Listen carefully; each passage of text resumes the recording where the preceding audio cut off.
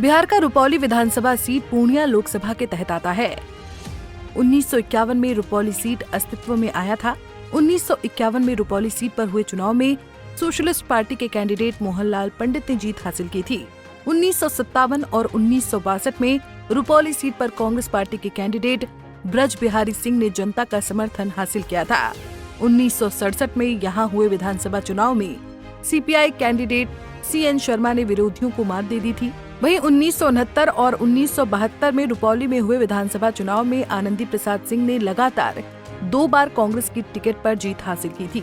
1977 में जनता पार्टी के कैंडिडेट शालिग्राम सिंह तोमर ने रुपौली में विरोधियों को मात देने में कामयाबी हासिल की थी। तो 1980 और 1985 में कांग्रेस की टिकट पर दिनेश कुमार सिंह ने रुपौली में जीत हासिल की थी। 1990 में रुपौली में निर्दलीय कैंडिडेट सरयुग मंडल ने सभी विरोधियों को चुनाव में पटखनी दे दी थी। 1995 में सीपीआई कैंडिडेट बालकिशोर मंडल ने यहां से जीत का परचम लहरा दिया था। वहीं 2000 के विधानसभा चुनाव में निर्दलीय कैंडिडेट बीमा भारती ने विरोधियों को मात देने में कामयाबी हासिल की थी। तो 2005 में आरजेडी की टिकट पर बीमा भारती ने रुपौली में अपनी जीत का सिलसिला बरकरार रखा था। वहीं 2010, 2015 और 2020 के विधानसभा चुनाव में जेडीयू के कैंडिडेट के तौर पर बीमा भारती ने जीत हासिल की थी, लेकिन बीमा भारती ने आरजेडी की टिकट पर पूर्णिया से लोकसभा चुनाव लड़ा था। हालांकि लोकसभा चुनाव में बीमा भारती की करारी हार हुई थी। वहीं 2000 में रुपौली सीट पर हुए उपचुनाव में भी बीमा भारती की हार का सिलसिला कायम रहा।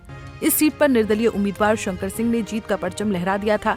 शंकर सिंह को कुल 67,782 वोट मिला था। वहीं 59,578 वोट के साथ जेडीयू कैंडिडेट कलाधर मंडल दूसरे नंबर पर रहे थे। उपचुनाव में शंकर सिंह ने कलाधर मंडल को 8,204 वोटों से हराया था, जबकि आरजेडी उम्मीदवार बीमा भारती 30,108 वोटों के साथ तीसरे स्थान पर रही थी। हालांकि जीतने के बाद शंकर सिंह ने मुख्यमंत्री नीतीश कुमार का समर्थन करने का ऐलान किया। वहीं 2020 के विधानसभा चुनाव में जेडीयू कैंडिडेट बीमा भारती ने जीत हासिल की थी। बीमा भारती को 64,324 वोट मिले थे। वहीं LJP candidate Shankar Singh 44,994 vote लाकर दूसरे स्थान पर रहे थे। तो सीपीआई कैंडिडेट विकास चंद्र मंडल तीसरे स्थान पर रहे थे।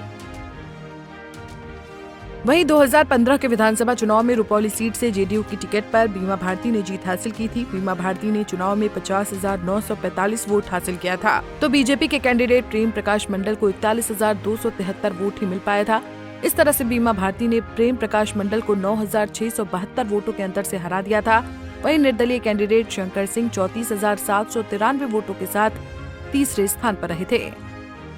वहीं 2010 के विधानसभा चुनाव में रुपौली सीट से जेडीयू की टिकट पर बीमा भारती ने जीत हासिल की थी। बीमा भारती ने चुनाव में 64,887 वोट हासिल किया था।